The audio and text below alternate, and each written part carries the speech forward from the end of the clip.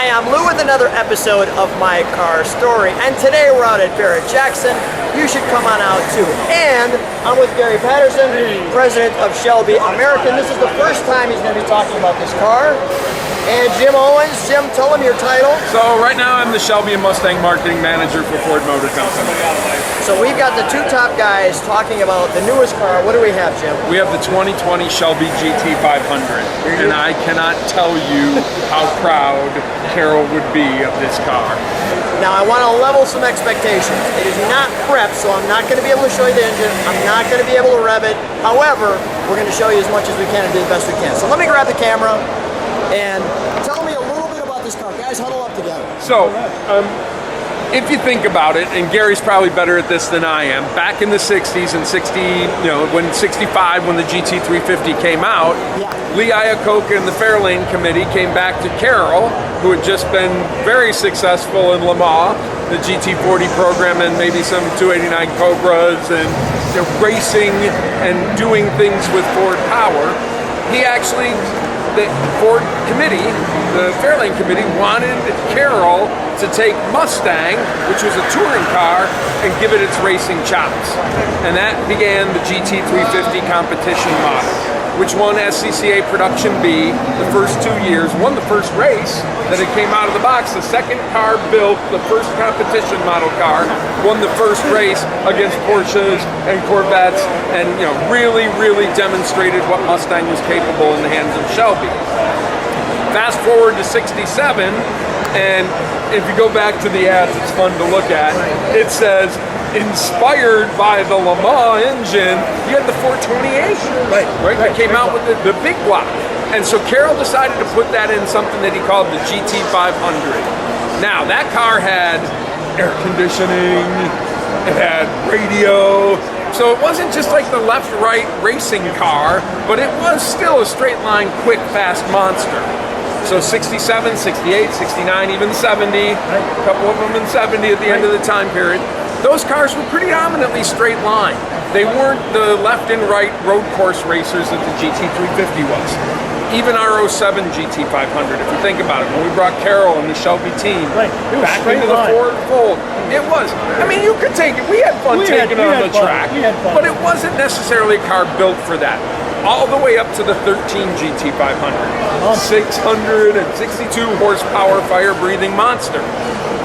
The Shelby American team could put on packages that would make it a very good road course car, but out of the factory, that was still a 200-mile-an-hour Shelby Mustang. That was straight line. So, what makes this different?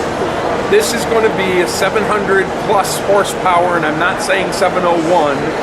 The engineering men and women of Ford Performance are continuing to push that car to the maximum horsepower that we can get before it goes to introduction. So we're not announcing the horsepower yet. We're still continuing to work on it. If you remember back when we did the 07, when we started with Carol, it was 450, then it was 475, and then we came out with an announcement it was 500 horsepower. So we're going to give one number when it's final, but we're saying it's north of 700. Well, with 700 plus horsepower, you're talking a quarter-mile time of sub 11 seconds right out of the dealer showroom.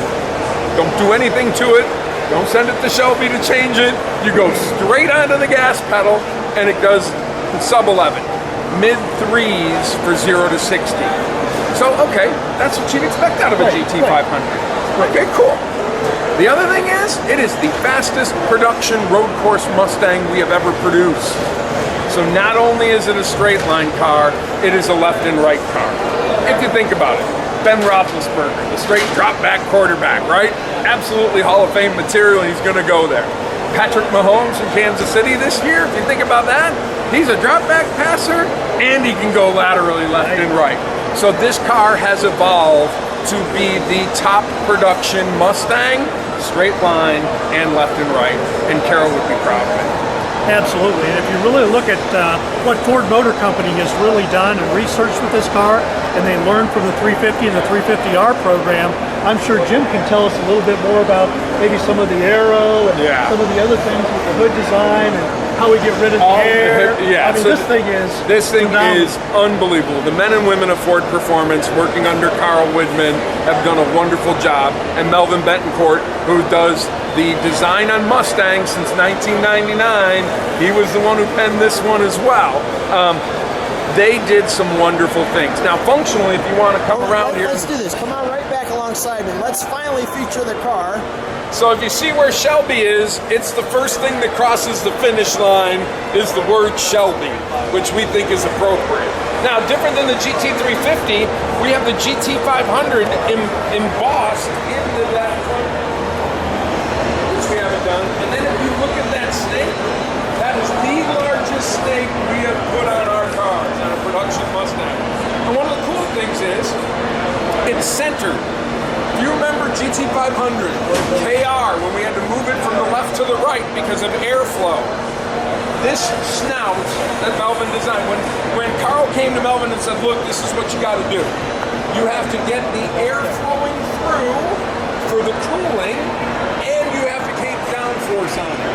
So that surface area that you see is twice as large as the GT350. And if you notice those lines, it reminds me a little bit of the old 289 Cobra snout. Right? A little wider, but that same lines. So to get the air, when you get the air in, you got to get the air out. And that is the largest extractor vent we have ever put on a Mustang, and it's fully functional. Now we know some of the guys, even though Gary and I aren't like this, are show and shine people. So there is a package tray underneath that extractor that protects from rain. So if you want to be a show and shine person, you can leave that package tray underneath there. But if you're going to be on the road course or on the quarter mile, you can actually remove it so that there's a place for the air to go, right? Because if you're going the speeds that this car is capable of, you don't want that thing lifted, right? And if the air's coming in, you know what happens, it kind of lifts. So it's designed to let the air flow through both from an aerodynamic standpoint and a thermal capacity standpoint. Tell me about these rims. Those are some massive rotors. Those are the largest rotors on a production sports car. We think there's only one that's larger that's on a production car anyway, and it's not a sports performance car. That is the biggest rotor we've ever done. That's 420 centimeters. It has 25% more swept area than the outgoing GT350R. Isn't that an amazing statement? So if the car's going to go fast, millimeters. I said centimeters, I'm sorry. Millimeters. Yeah, it would be like really big. That'd be as big as the hood. Sorry about that. So then you have the 6-piston Brembos, and you have the same caliper setup that you do on the GT350. These are carbon fiber wheels. This is the carbon fiber package that you see here. So we went with Carbon Revolution, who does the Ford GT wheel and the GT350 wheel, GT350R. And we said, okay, we're gonna make them 20 inches, but we want you to hold the weight of the 19. And working with the Ford Performance engineers, Carbon Revolution did it. Those 19s and 20s are the same weight. Unsprung, as Barrett will tell you, unsprung rotational mass is huge. You see the wing back here? This is a carbon fiber wing on the carbon fiber package. That is a 2-position carbon fiber wing that is functional for downforce on the road courses. What this was developed from was the GT4 racing program. So it was developed on the racing program and then brought onto this car. And the exhaust, I mean, the exhaust, look at the size of those exhaust pipes. Sorry about that. No, we're good. And again, an absolutely massive Cobra snake on the back. As it should. As it should be. This should feature the Cobra prominently. One of the things you can see from the side, if you want to go down the side of the car, you can see the Coke bottle shape. And it's probably, maybe do it on the passenger because we got the door open there. Let's do that. Let's do it on the passenger side. You can see the Coke bottle shape in there. We have, from the A-pillar forward, the Shelby is new on the Mustang. And you see how much wider that carries out? So it kind of goes like that beautiful Coke bottle shape because you have the massive tennis shoes from the front to the right so that we can put the equals on there. This is an available painted roof that's on there. You can always have the Shelby stripes, but we're also going to offer them in painted this time. Now, tell me what, this car is going to go up for auction, correct? This is the car that's going across the auction block. Is this VIN number 1 or something? Well, we're auctioning off VIN number 1. I got so you. the customer gets to order what they would like on the car. This is the car that we are using to launch it. This car right now is in 2 locations. The Detroit Auto Show, or the North American International Auto Show in Detroit, and here at Barrett Jackson in Scottsdale. This is the first place people are actually seeing it because the auto show isn't open to the public yet. So this is the first place people are getting to see the Shelby GT500 in person. Now you can see the exposed carbon fiber. That comes with the carbon fiber package, but it is also available on the base car as well. So you can see that exposed carbon fiber weave. And this is the first time this car has been videoed. I mean, we did it at media days. There's some media video. Yeah, I mean, we had the media release on Monday and Tuesday at the North American International Auto Show, but this is the first time it's been seen in public.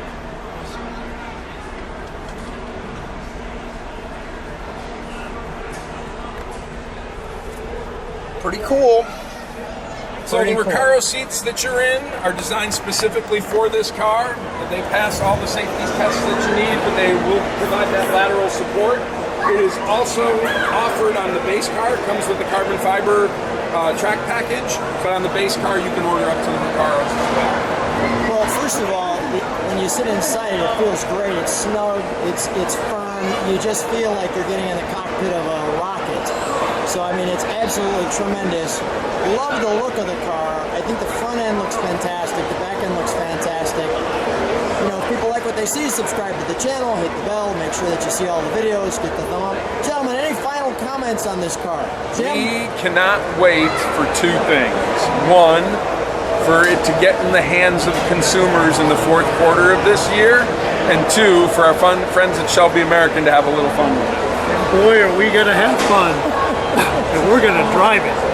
Jim, Gary, always good to see both of you guys. Thanks so much for being on My Car Story. Thanks. Well, there's a little bonus footage. What did we forget, guys? So, and Gary reminded me, thank you, Gary, and I can't believe, when you were in there, you probably saw the dial indicator and no third pedal and no gear shifter. Let's show that. Go ahead. So, if you notice up on the steering wheel, there are paddle shifters. This is a 7-speed Tremec design uniquely for the Shelby GT500 dual clutch automatic. Wow. So this is an absolute necessity for the performance that we were looking for out of this vehicle. So it's like an F1. So it is like the dual clutch transmission is offered on the Ford GT. Now that's a Gertrag box. This one was designed by the performance men and women of Ford Performance along with Tremec. And what it does is, for the performance that we can get out of it, as fast as Gary and I are with the third pedal, Can't do it.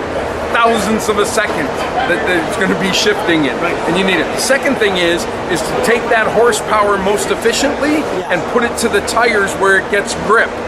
You have the ability to do a more efficient powertrain transfer from the engine to the rear gears in this 7-speed dual clutch. Which is why you use dual clutch instead of a torque converter. Correct. So it's it doesn't have like the 10-speed torque converter that you see on a normal vehicle. Beautiful. Anything else? Did I forget anything else, No, Gary? good. I think you're good. Thanks. I needed a little bit of All right, we're reminder. good. It's okay. All right, guys, again, thanks so much. I'm glad we got that extra piece out to inform our friends and viewers. Thanks so much for being on My Car Story.